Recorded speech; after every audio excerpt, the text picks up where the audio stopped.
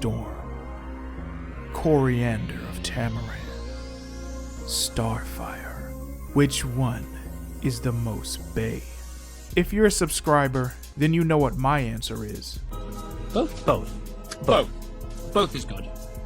Shout out to Leo Hino, who asked for a video about which of these two are relationship goals. We're going to be looking at 4 areas that are of high key importance in relationships, and examining how Starfire and Storm show their love. Starting off with communication style. Starfire is an extrovert. She's a big time talker, very direct, sometimes blunt, but not in a malicious way. She's one who thrives on open communication, always sharing what's on her mind and encouraging her partner to do the same. But she has no tolerance for liars and cannot stand passive aggressiveness. Point is, Koriand'r is big on communication. But what about Storm? I see Storm as being a bit more guarded in her social interactions. She's a very tactically minded person and very pragmatic like that. She's also going to be introverted, but that's not to be confused with shy. She's just someone who highly values her own company and would recharge by being on her own instead of being around people. I also see her as more of a listener than a talker, unless she really has something to say. So don't think you can just say something slick and it's going to go over her head. She's also going to be the type to go a few days without saying anything, not because she's upset or because she doesn't care. She's just either going to be very busy or enjoying her own company too much, probably upstairs watering the plants naked like she likes to do. But when you actually are spending time together, even if it's just talking, she would value that a whole lot. Speaking of spending time together, let's talk about quality time. Now for Starfire, she loves life. She lives life to the fullest and enjoys everything. So I see her as being more of a go with the flow type. I'm up to trying anything type of person.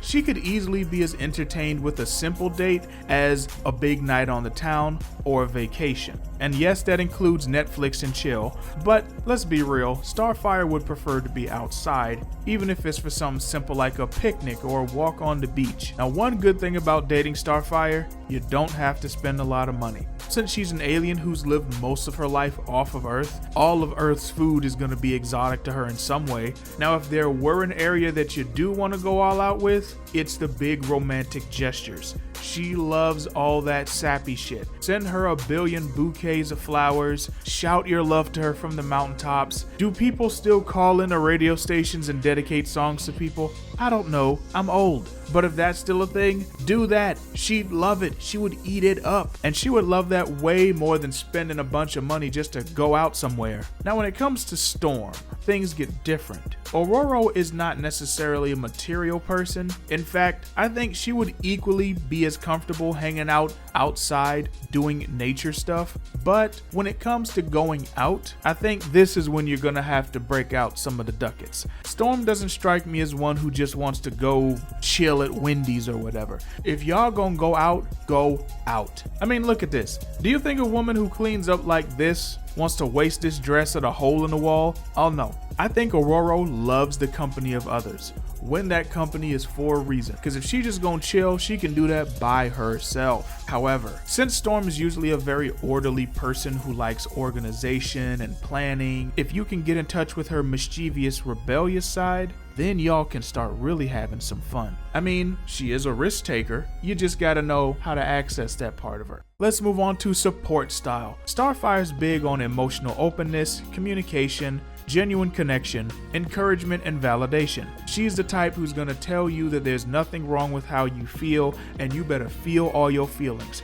She's gonna let you vent, she's gonna let you get it all out, and she will be up talking with you for hours and hours and hours. Just be willing to do the same with her, because she's not just gonna be the one to absorb all your emotional baggage and all that good shit. Storm is gonna be a little bit different. If Starfire's the one you can vent to, Storm's the one who's gonna give you an actual solution. She's gonna give you practical, pragmatic advice. She'll also give you lots of motivation, but only if you are willing to put in some work. She's not going to be the one who's just going to show up, give you all the answers, and do all the work for you. This is because she's a naturally selfless and nurturing person. So it's very important that she's with someone who can give as much as they can take. Be prepared for some tough love if you're on Team Storm is all I'm saying. But speaking of love, it's time for the juiciest part of this whole thing. I know some of y'all were waiting for this part. It's time to break down the intimacy. Now for Starfire, words of affirmation and physical touch are her love languages. She needs to hear it and she needs to feel it, okay? She wants to hear I love you and she wants to tell you I love you as much as possible in as many different ways as possible. Do not think that just because she knows you love her, that's enough. Nope, she has to hear it, she has to see it all the time. She's also gonna be a big time cuddler and a loving snuggler. Tickle fights are going to be frequent with her, especially ones that can lead to other things. And while we're talking about intimacy, let me dispel a common misconception that's floating around about Starfire, and has been for quite some time. Starfire is not a sex fiend. She only gets like that when she's in love. When it comes to everybody else, at best, you'll be a friends with benefits. But she is firm to establish boundaries. But if she is with you, if there is a connection, y'all gonna be having all the sex. Now exactly how freaky that sex is gonna be depends on your definition of freaky. If you're talking about role play, breaking out a few toys, trying different positions, then oh yeah, y'all gonna be having sex all day, every day.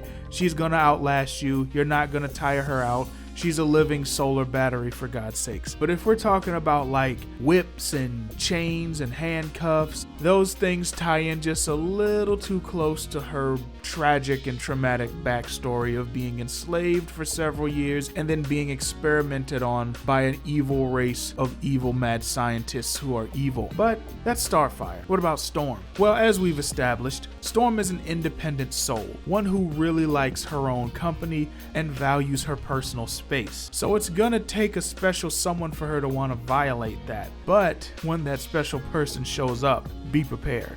Oh, and we getting kinky. We getting freaky. I referenced for the court Exhibit A, Amazing X-Men Volume 1, where she was walking down the hallway with Wolverine. Wolverine said that they should go work out some of this tension that was on Aurora's face in the showers. She told him that she had to get ready to teach ethics in second period, to which he said, "I'll skip the foreplay." Her response? "No. You most certainly will not." "Well, okay. I'll make sure to bring the whipped cream and the ball gag. Thank you very much." I mean, she spent at least a quarter of her comic book existence rocking some form of a mohawk. Did you really think that she was going to be conservative when it comes to the naughty bits? I think in general, Storm's a top. I think for the right person, she'd submit, but we're talking the most special of people. Storm is one who is always in control. She values that control, and that can play out in a couple different ways in the bedroom. She could be the type who needs to be in control at all times, or she could be looking for someone who she can let go with, someone who she can let lead every now and then. What would Starfire be? I think she'd be more of a switch, one who leans a bit more towards the submissive side. I see Kori as being someone who is more about the experience and the joy that she has with connecting with someone physically versus needing to be on top or on bottom. It would more depend on y'all's mood, what y'all want to do, and your overall dynamic. But in reality,